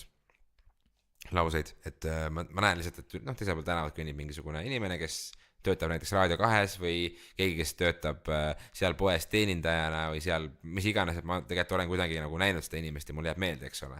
Siis mul on ikkagi mingisugune mõte temast, et huvitav, kas ta teeb nüüd seda juba või on ta sealt edasi liikunud edasi, et või ma näen umbes, et on mingi tuttav, kellegi tuttav inimene ja siis ta vahepeal umbes nagu ootas last ja nüüd on mingi laps, et huvitav, et kas ta nüüd on abielus või mis iganes mõtted sa võid mõelda inimeste kohta. Aga sama on siis nagu minu puhul, et sa oled ka nagu mingis mõttes, sa oled pannud ennast siin avalikku ruumi ja tõenäoliselt leidub inimesi, kes siis et see oleks huvitav, et kui ma kõnnin näiteks töölt koju või sõidan rattaga ja ma lähen inimestest mööda, et kui paljud tegelikult teavad, kes on Mattias Eerik ja kui paljud nüüd mõtlevad Mattias Eerikust, et nagu lihtsalt, et näed, et see tüüp läheks mööda, ma tean küll, kes ta on, mis ta teeb, vaata, et aga mul pole aimugi, et ta tegelikult teab ja mõtleb minu peale. Ja üldjuhul ma arvan, et keegi ei tea mind, et ma nagu üldse ei eelda seda nagu, et see on nagu kõige lihtsam viis sellega tegelemiseks. Jah, aga mul on nüüd teine küsimus, mis on natukene teisel teemal, aga siiski nagu seondub selle üldise katusteemaga, mis on see nagu see kasvamise ja see võib-olla siis, noh, võib-olla ka mingil määral see sõprade küsimus, et kuidas ma siis küsin seda, mis on nagu kõige niisugune halvem nagu komme või veendumus või asi, mis sul oli kunagi, aga millest sa oled kas siis üle kasvanud või välja kasvanud, mida sa oled nõus siin niimoodi avalikult tunnistama? Ma ütleks, et see võib-olla on see, et ma olin kunagi nagu kade inimene, et kui kellelgi teisel minu eakaaslasel läks mingisuguse asjas hästi, et ta näiteks sai mingi hea töö otsa peale ja ostis endale korteri või käis reisimas kaugel kuskil või tegi midagi sellist, mis mulle ka meeldiks teha, aga ma ei olnud võimeline veel ise kas oma, ma ei tea, finantsilise seisu pärast või oma elukogemuse või oli mul mingisugune muu asi üldsegi, onju. Et ma olin tihtipeale nagu kuidagi siuke tõre ja mõtlesin, et miks tema saab näiteks Ameerikas käia ja teha seal mingeid ägedaid pilte ja videosid, et ma tahaks ka käia, vaata, aga mul ei ole võimalik. Või et keegi tegi, ostiski, ütleme, näiteks ostab korteri või mingi uhke auto ja ostab endale maja või elab mingit sellist elu, ma mõtlen, et ma tahaks ka nii konkreetne olla, et teha siukseid asju ja tahaks olla nagu täiskasvanu. No just on ju, et mingi hetk ma elus nagu olin selline natukene nagu imelik, et ma nagu mitte ei tundnud pahameelt, aga kadedust, aga siis mingi hetk ma ütlen, sain ise isaks ja mul tuli hoopis palju muid asju, mis vajasid minu tähelepanu kui see, et panna tähele, mida teised inimesed teevad nii-öelda ja ma hakkasin rohkem keskenduma enda inimeste kujundamisele ja oma tööala kujundamisele ja oma kogemustele ja hakkasin muusikat tegema rohkem ja hakkasin lõpuks mingit taskuhäälingut tegema asju. Nüüd ma olen nagu nii seotud sellega, et ma väga vähe jõuan nagu jälgida, mis teised teevad, aga kui ma kuulen, et keegi teeb midagi ägedat ja kellegi ettevõte saab mingisuguse fundingu ja kellegi, ma ei tea, mingi projekt läheb käima, nagu, siis mul on nagu meeletult hea meel ja ma tahan alati nagu kuidagi, kui üldse midagi, siis nagu talle edu ja õnne soovida ja ja tekib selline nagu noh, miks inimesed vaatavad näiteks YouTube'is mingeid vloggereid, on sellepärast, et see on nagu niisugune reality TV, mis on nagu sinule kättesaadav sulle vabalt valitud ajal ja samas ta on nagu väga seotud selle sinu huvialaga, ütleme, et mina näiteks vaatan YouTube'is selliseid vloggereid, kes tihtipeale, ütleme, neil on perekond, neil on sarnane olustik või eeldus, aga samas nad on palju edukamad kui mina, neil on mingi hullult palju raha näiteks või neil on nagu neil on YouTube'i kanal, mida käivad mingid suvalised inimesed vaatama. Just, ja neil on mingi mitu miljonit vaatamist on igal videol ja nii edasi. Ja see ongi see, et noh, et kas ma siis olen kade selle pärast või tegelikult mitte, et ma ju elan kaasa ja ma tunnen head meelt ja olen pigem nagu emotsionaalselt investeeritud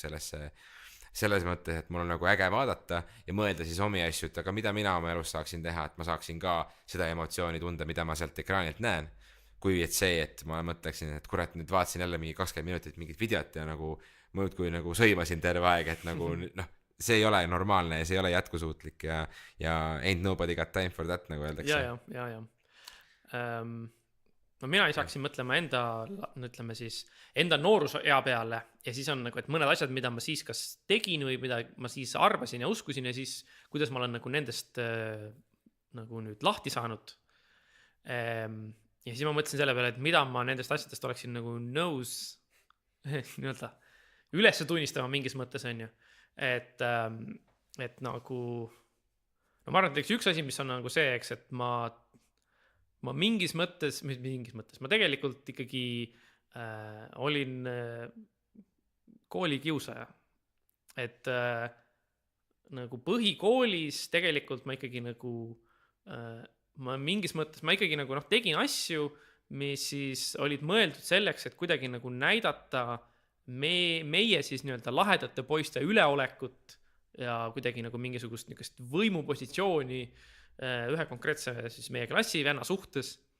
mis küll harva oli siuke otseselt füüsiline, aga see oli siukene nagu pigem siukene nagu tögamine ja mõnitamine ja selline nagu, aga see oli teinekord ka füüsiline, eks. Ja nagu põhjus, miks ma seda tegin, oli mingis mõttes kuidagi see, et mulle nagu vanemate poiste pealt kuidagi jäi siukene mulje või siukene see, et see on nagu miski siuke asi, mida tehakse ja või et konkreetselt nagu selle inimese puhul peaks seda nagu kuidagi tegema ja siis mingil hetkel see muutus nagu natukene niisuguseks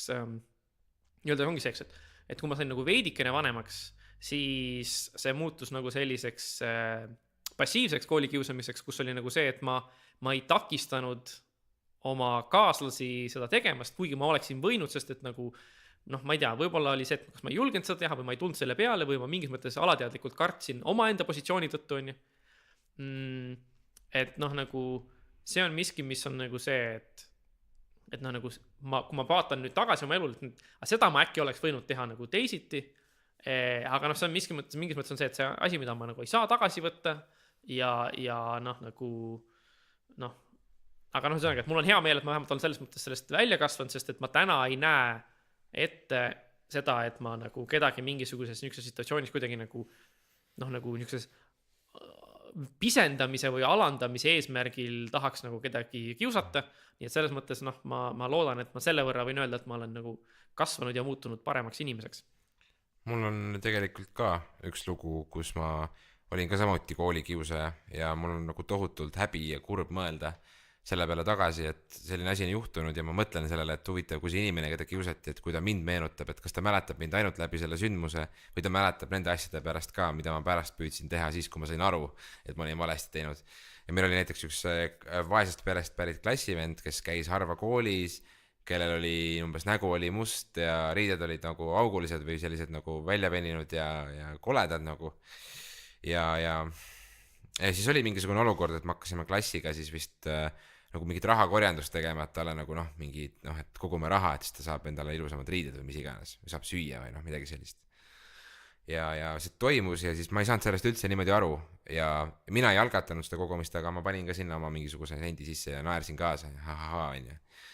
Ja see ümbrik käis reaalselt nagu tunni ajal nagu ühest lauast teise ringi ja see oli siuke nagu alandav projekt natukene või selline nagu väga mõnitava tooniga selline halb käitumine terve nagu üksuse poolt, on ju.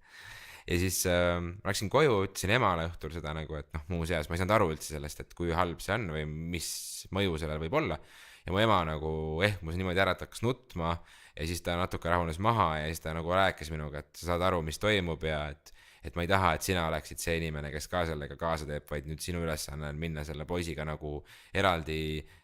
püüda kontakt saada ja rääkida temaga ja vaadata, kuidas ta tunneb ennast ja pakkuda talle nagu mingisugust tuge ja aidata mõjutada pigem selle olukorra nagu leevendamisele kaasa. Ja siis ma olin väga ehmunud sellest nagu, et ma olin nii halvasti käitunud ja ma ei saanud aru ja mul oli ebameeldiv seda vestlust emaga pidada, seal ma mäletan, et ma olin väike poiss ja mõtlesin, mis mõttes, et mis mina nüüd ja kus ma nüüd lähen ja mis ma siis nüüd hakkan rääkima ja kuidas ma seda asja teen, onju. Aga ma läksingi tegelikult ja ma hakkasin selle poisiga koos pärast kooli kahekesi bussiga käima koju, sellepärast et tema iga päev nägi välja selles, et kui ta läheb koolimajast välja, siis keegi ütleb talle midagi või keegi tuleb, lööb talle jalaga või midagi sellist. Ja siis, kui mina hakkasin tema koos käima, siis järsku kõik ehmusid ära, et mis mõttes, et nagu kuidas sa nagu nüüd oled, et noh, keegi ei tulnud mind ründama ja siis selle tulemusel ei tulnud teda ka, sest kõigil tõmbas nagu korraks hoo maha see, et nagu, et no nüüd on nagu imelik tulla, vaata. Ja siis sellel oli nagu vahetu mõju, aga minu jaoks ikkagi nagu see hirmutav või kurb pool sellest ei ole mitte see, et kuidas me pärast saime selle poisiga kahekesi läbi ja kuidas me nagu tundsime ennast nagu võib-olla hästi, või see, mis tegelikult, mis selle haava esialgu tekitas, et minu jaoks on see väga ere mälestus sellest mingi raha korjamisest ja sellest, kuidas me naersime, et noh, ma loodan ka, et mina ise sain sealt nagu suure õppetunni ja ma loodan ka, et see inimene ise, et ta hiljem elus võib-olla ei ole pidanud selliseid asju kogema, aga samas ka, et ta ei suuna seda kuidagi edasi, et ma ei tea ju tema käekäiku ja tema tegevust. Aga noh, jah, keeruline. On tõesti, aga rääkides õppetundidest, siis üks asi, mis ma hakkasin ka nüüd selleks saates valmistudes mõtlema, oli nagu see, eks, et ma noh, nagu me rääkisime saate alguses, rääkisime sellest, eks, et nagu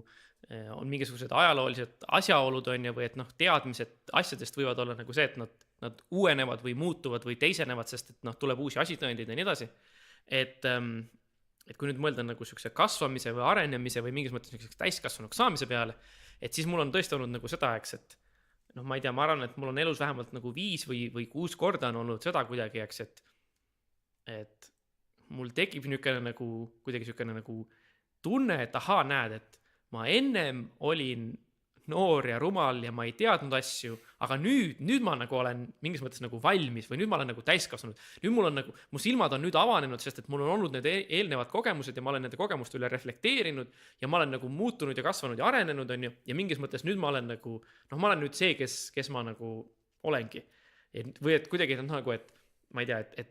et vanasti ma ei saanud aru, kui mulle öeldi, et kasva natuke või koge või et siis hakkad elu teistmoodi nägema, aga nüüd ma saan sellest aru, et nüüd mul on nagu see tulnud, eks. Aga ongi see, et pärast seda, kui ma olen seda juba nagu, noh, umbes ongi, et 5. korda, et ma peaks siis ilmselt võtma nüüd selle suhtumise, et tõenäoliselt 5 aasta pärast ma vaatan, või noh, 10 aasta pärast ma vaatan tagasi oma praegusele minale ja ütlen, et noh, näed, ma olen ka nüüd sellest inimesest nagu teistsugusena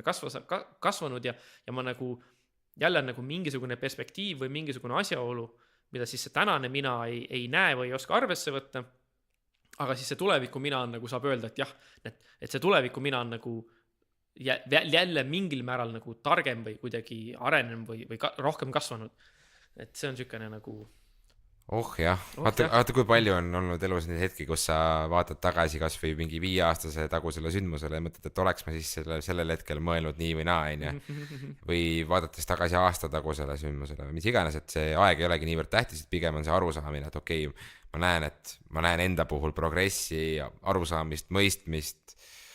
küpsenemist ja ma näen, et sellel hetkel ma tegelikult ei oleks pidanud sellele punasele nupule veel vajutama, eks ole. Et jah. Aga see on muidugi hea, et sa täna vajutasid sellele punasele nupule, sest et muidu ei oleks lindistust. Jah, meil on tõesti, täna on pikk saade, täna on, et kõik, kes seni veel kuulavad, meil on hea meel, et te olete veel jätkuvalt meiega. Põhjus, miks me seda mõtteainet teeme tegelikult on see, et ma arvan, et omavahel mingisuguseid kvaliteetseid vestlusi pidada ja rääkida elust ja olust ja see salvestamine ja siis selle nagu maailmaga jagamine, et kes kuulab nii pikalt ja kes mõtleb kaasa ja kes nagu diskuteerib ja kuskil kommenteerib, et meil on alati väga hea meel, aga me ei saa seda eeldada, sest et nagu see ongi see huvitav nagu asi meie juures, et meil on nagu omavahel on hea rääkida, see on meie kvaliteet nagu, et see meile meeldib selle juures, aga isegi kui keegi ei kuulaks seda saadet, mida me ei saa eeldada, et umbes tund 40 hiljem keegi veel mõtleb hullult kaasa, kuidas Mats umbes nagu mingi koolis käis, eks ole. Et kui sa kuulad, siis aitäh sulle ja jäta meile kommentaar, et kuidas sulle meeldib sellistel elulistel teemadel, kus ei ole Jorgenit, kes ka, ma ei tea, võib-olla hoopis vürtsitakse ja tõmbaks selle teema kuskil teisest kohast pea peale, on ju. Just. Aga ma ei tea, siis kuulmiseni. Jah, kuulmiseni, et nagu veel kord saate alguses öeldud, siis homme me räägime Raadio 2 Matsiga filmist Seltsimees laps, mis räägib Leelo Tungla lapsepõlvest ja on väga ilus Eesti Vabariik 100 raames, selle programmi raames valminud film. Minge kinno, vaadake seda filmi ja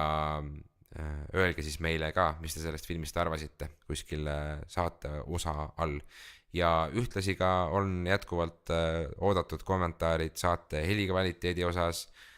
Nüüdsest on meie osad ka olemas YouTube'is ja Spotify's, kusjuures see tuleks eraldi veel välja lõigata kuskil eraldi. Et seda siin saate lõpus, et ühesõnaga me püüame olla rohkem kättesaadavad, parema helikvaliteediga ja vingemad ja see ongi meie tore väike hobi. Okei, aitäh hea vestluse eest ja aitäh kuulamast ja lähme koju ära. Näeme juba järgmisel nädalal, ilmselt suuremas koosseisus ja uutel teemadel. Okei, tšau, kõmm, nukid. No.